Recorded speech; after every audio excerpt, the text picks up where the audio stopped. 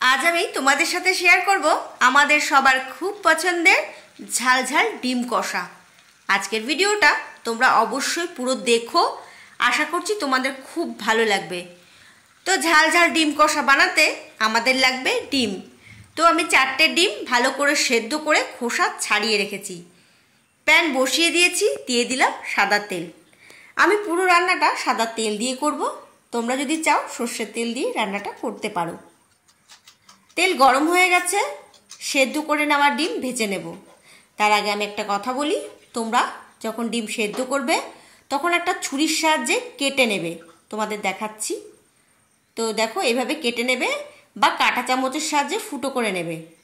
তাহলে কি হবে, যখন ডিমগুলো ভাজবে তখন ছিটকে আসবে না। অনেক সময় কি হয়, ডিমগুলো ফেটে যাওয়ার একটা ভয় থাকে, এই সমস্যাটা আর হবে না। তো দিয়ে দিলাম স্বাদ অনুসারে নুন। ডিমগুলো লাল করে ভেজে নেব। কালারের জন্য দিয়ে দেব হাফ টিস্পুন হলুদ গুঁড়ো। ডিমগুলো লাল করে ভেজে তুলে নেব। তো দেখো হাফ টিস্পুন হলুদ গুঁড়ো ছড়িয়ে দিলাম।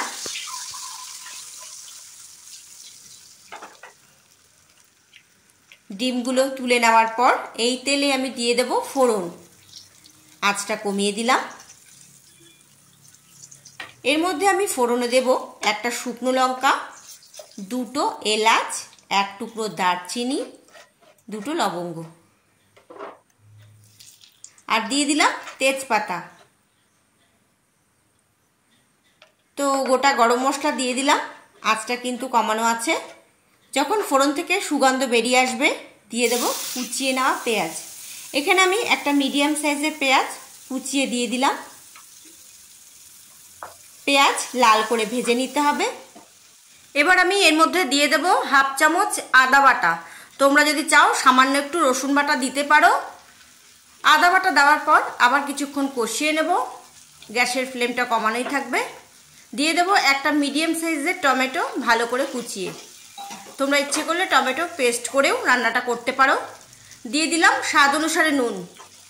এই সময় নুন দিয়েছি যাতে টমেটো তাড়াতাড়ি গলে যায়।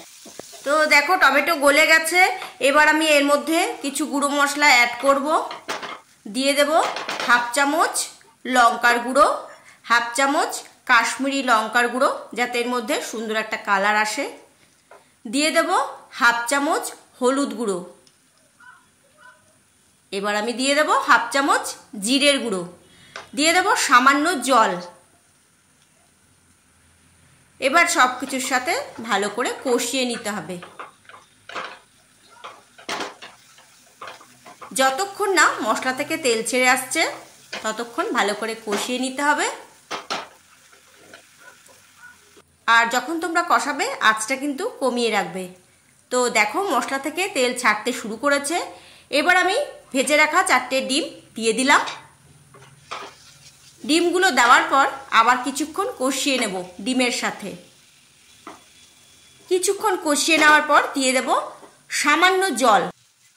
সামান্য জল দেওয়ার পর আবার আমি কিছুক্ষণ কষিয়ে নেব। এখন আমি গ্যাসের ফ্লেম মিডিয়াম টু লো রেখেছি। যতক্ষণ না মশলা থেকে তেল ছেড়ে আসছে ততক্ষণ খুব ভালো করে কষিয়ে নিতে হবে। এরপর আমি এর মধ্যে দিয়ে দেব গরম জল। বন্ধুরা, দারুণ একটি রেসিপি। তোমরা ডিম খেতে পছন্দ করো তো? আমি তো ডিম ভীষণ ভালোবাসি। তো দেরি না করে তোমরা বাড়িতে এই রেসিপিটি অবশ্যই একবার ট্রাই করে দেখো। আমার যদি ইউটিউব চ্যানেলে তোমরা নতুন হয়ে থাকো, চ্যানেলটিকে অবশ্যই সাবস্ক্রাইব করে রেখো। আর যদি আমার পেজটাকে ফলো এখনও না করে থাকো তাহলে বন্ধুরা দেরি না করে আজকে পেজটাকে ফলো করে রাখো। তো দেখো মশলা থেকে তেল ছাড়তে শুরু করেছে। এবার আমি এর মধ্যে দিয়ে দেব কিছুটা জল। এর মধ্যে কিন্তু জল খুব বেশি দেব না, সামান্যই দেব। আঁচ বাড়িয়ে ফুটিয়ে নিতে হবে। এই রান্নাটা একটু ঝাল ঝাল হবে। তোমরা তোমাদের পছন্দ মতো ঝাল দিতে পারো। যদি চাও যখন কষাবে খুব সামান্য একটু চিনি দিয়ে দেবে। আমার ঘরে মিষ্টি খুব একটা পছন্দ করে না, তো আমি না চিনিটা দিইনি। তোমরা যদি চাও একটা সুন্দর কালার আসুক তো কি করবে, সামান্য একটু চিনি দিয়ে দেবে। ঠিক আছে?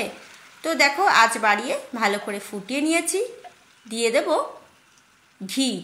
সামান্য একটু ঘি ছড়িয়ে দিলাম, হাফ টিস্পুন গরম মশলা গুঁড়ো ছড়িয়ে দিলাম।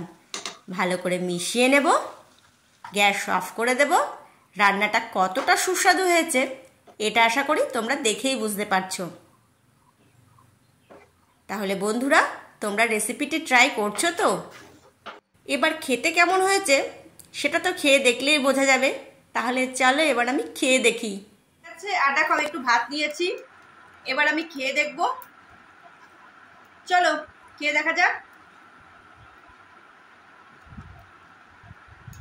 আহা, যা হয়েছে না। আর এই হলো ডিম।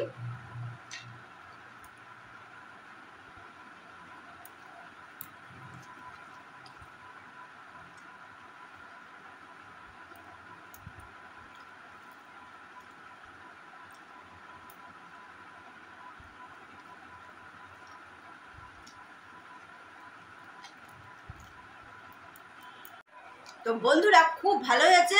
তো তোমরা দেরি না করে রেসিপিটা এভাবে ট্রাই করতে পারো। আর তোমাদের কেমন লাগলো আমাকে অবশ্যই কমেন্ট করে জানাবে। এরকম ভালো ভালো রেসিপি নিয়ে তোমাদের সামনে চলে আসবো। আজকে এই পর্যন্ত থাক, দেখা হচ্ছে তোমাদের সাথে নেক্সট ভিডিওতে। নেক্সট ভিডিও আরো ইন্টারেস্টিং হতে চলেছে, দেখতে একদম ভুলো না। বাই।